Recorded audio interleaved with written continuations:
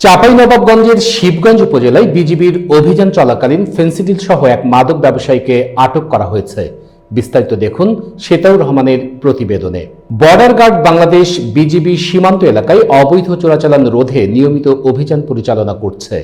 এর ধারাবাহিকতায় 1 ফেব্রুয়ারি ভোর 5টার সময় মনাকশা বিওপির টহল দল শিবগঞ্জ থানার দুর্লভপুর ইউনিয়নের বালুটঙ্গী গ্রামে মাদক বিরোধী অভিযান পরিচালনা করে। অভিযানে ভারত থেকে আমদানি নিষিদ্ধ 20 বোতল ফেন্সিডিল সহ সাহাপাড়া গ্রামের মোহাম্মদ সোহরাব আলীর ছেলে মোহাম্মদ জাহাঙ্গীরকে আটক করা হয়। চাঁপাইনবাবগঞ্জ ব্যাটালিয়ন 53 বিজিবির অধিনায়ক lieutenant colonel Mohammad Moniruzzaman PSC ঘটনার সত্যতা নিশ্চিত করে জানান যে আটক মাদক ব্যবসায়ীর বিরুদ্ধে শিবগঞ্জ থানায় একটি নিয়মিত মামলা দায়ের করা হয়েছে।